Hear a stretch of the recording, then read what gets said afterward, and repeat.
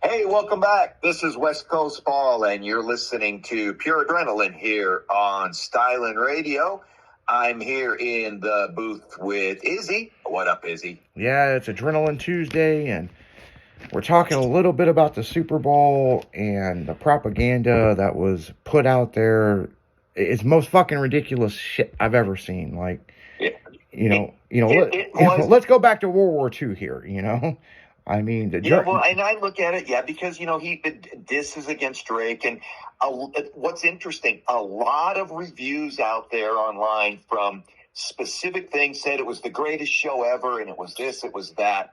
But when you go to reviews of the fans, of other people who watched it, things that not this political agenda type thing, pretty simple. People didn't like it. People thought that it was political. It was against Drake. There was things people are going, why on the earth would you put this shit on the field for something that your audience is not going to get, and you are going to offend people, and they're going, we made a point, we made a stance. Hey, they did. And if that's what the NFL wants to represent themselves as, they're going to see their viewership hang, because I know it did. More and more and more people are pissed that this is the level of where they want to go. Well, look, we went through this shit with the NFL with the whole taking a knee thing and look, I believe everybody should take a stand on what they believe. I really do. I really fucking, if you don't believe in something, then that's fine. But look, people, we just went through fucking COVID. We just went through a bullshit fucking 4 years of fucking political bullshit to a crazy ass fucking election. Enough is enough. Let's get back to fucking normal. Like, seriously, like, this is the most craziest thing. It's like other countries look at us and laugh. There is 289 countries that listen to this station, okay? And hell, they're fucking tired of listening to us bitch. It's the most ridiculous thing. And then they wonder why. See, here's the other thing. All these people writing reviews, these are the same kind of people that's like, oh, go see this movie. It's the greatest movie.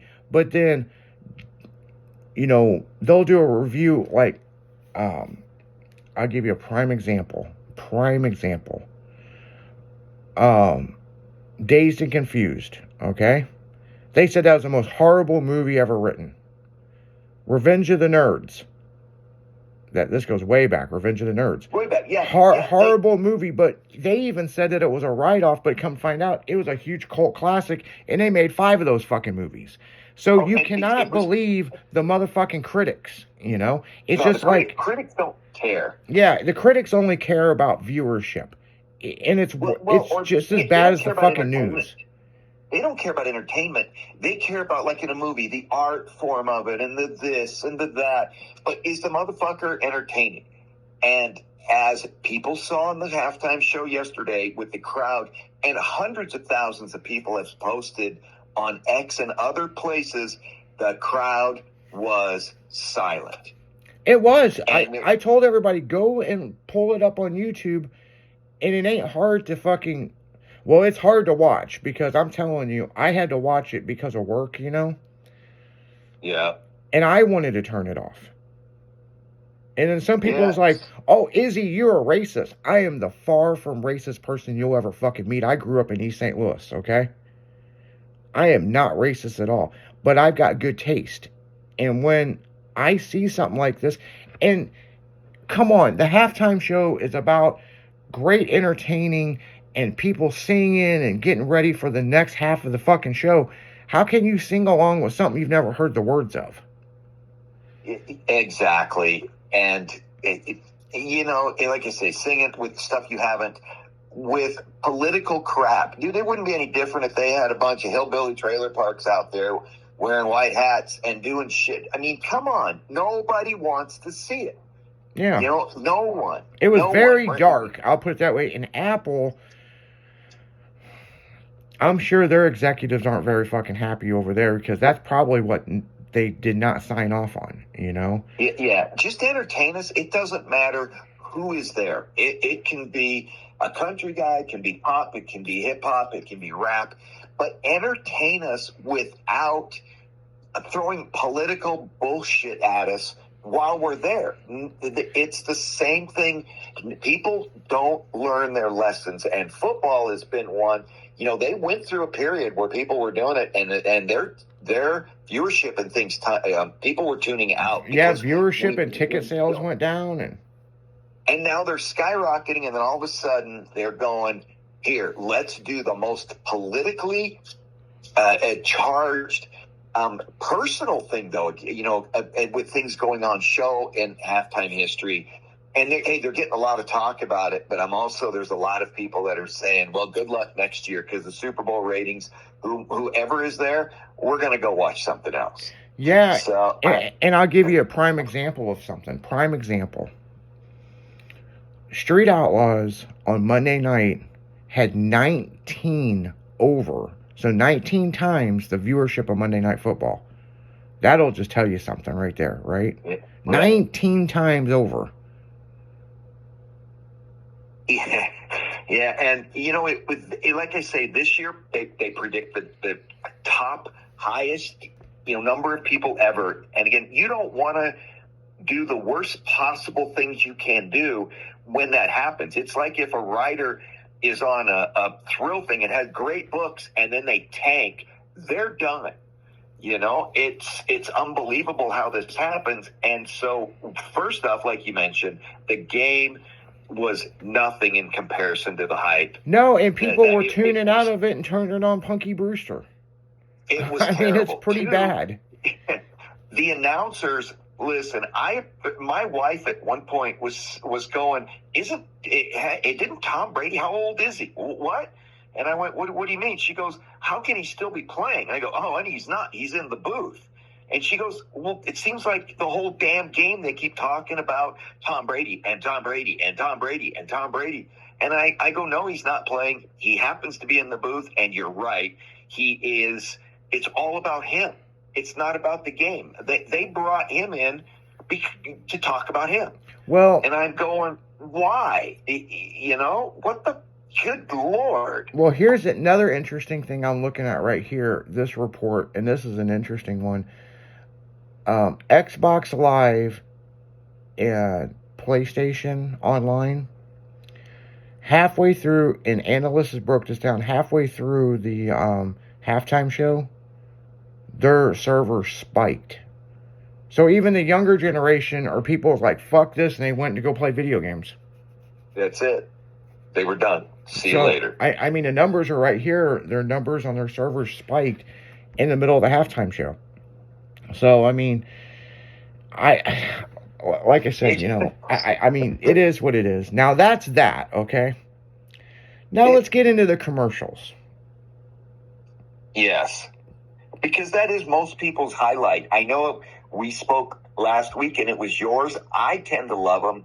My wife watches the game mainly for the damn commercials. Well, the commercials this year were just fucking weird. Correct. I mean, now, let's go into the elephant in the room, or the seal in the room, you know. Seal as a seal in the Mountain Dew commercial, okay. It was fucking creepy and weird, but it got all of us talking about Mountain Dew. And they even said in the commercial, this is probably the weirdest thing you've seen all day. It was all right. It was weird. It was a good use of, you know, CGI, you know, I mean, but then when he starts singing again, it just made it worse, you know what I'm saying? But yeah, that was pretty fucking weird. The Fast and the Furious one for the ice cream company. Yep. Now, it was great. I love everything with Fast and Furious.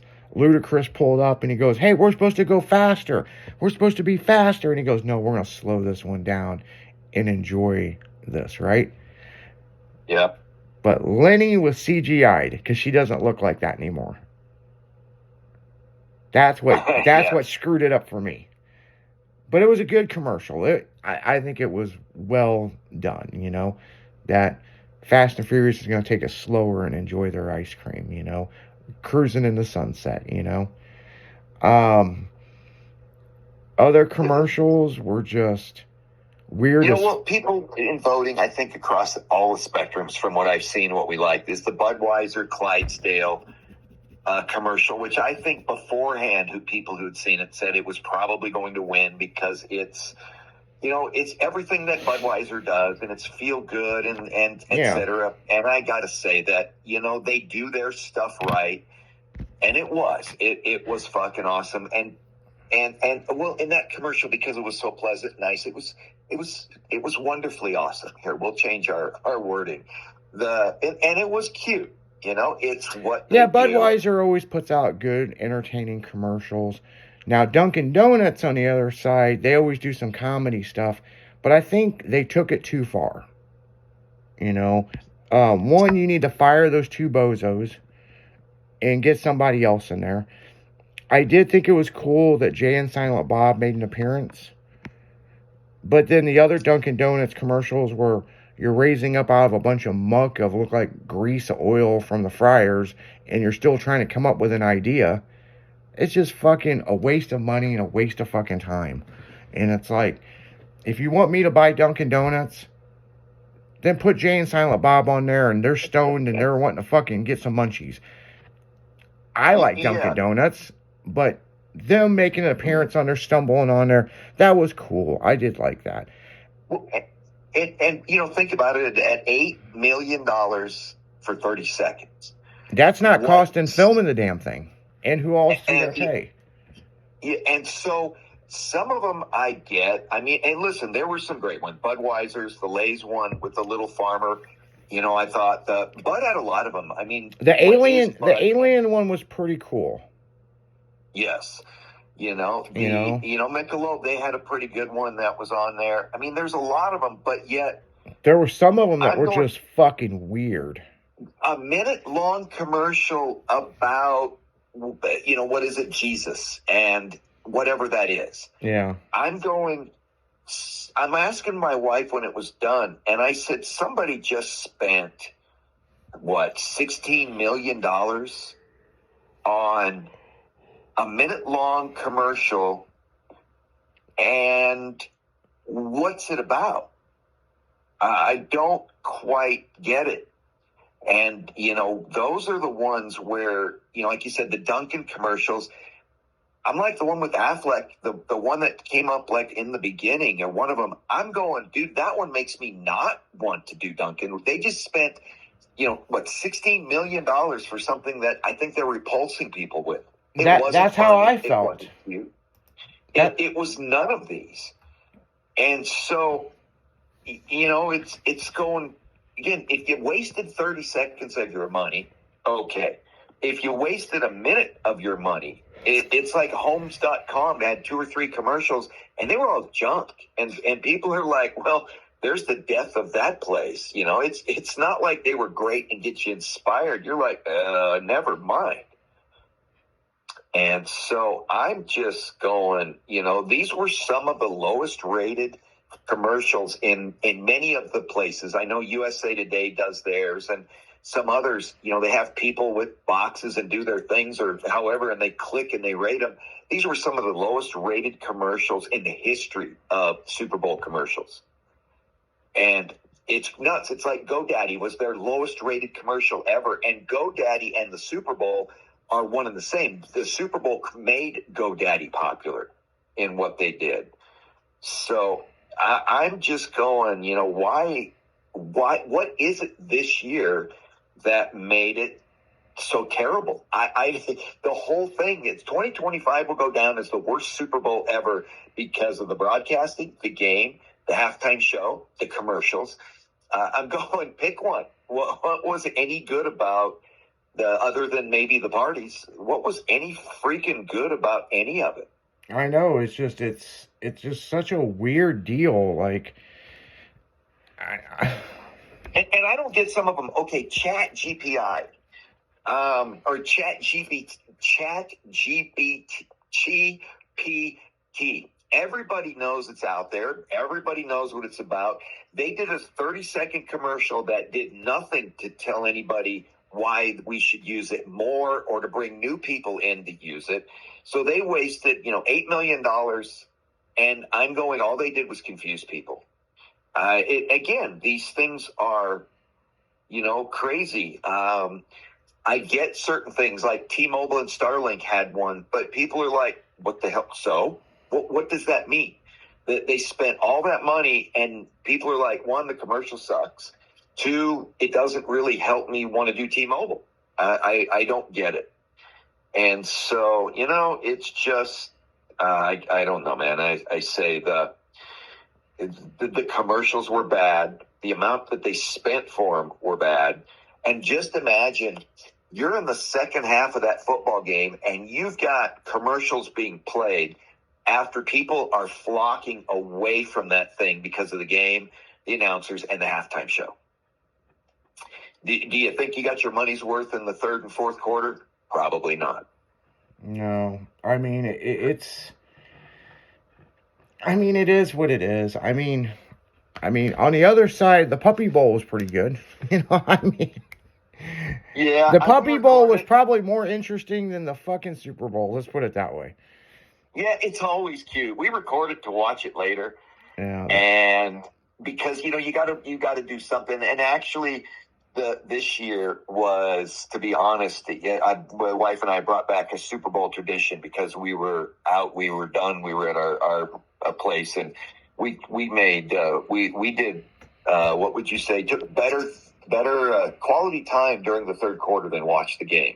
Yeah, no shit.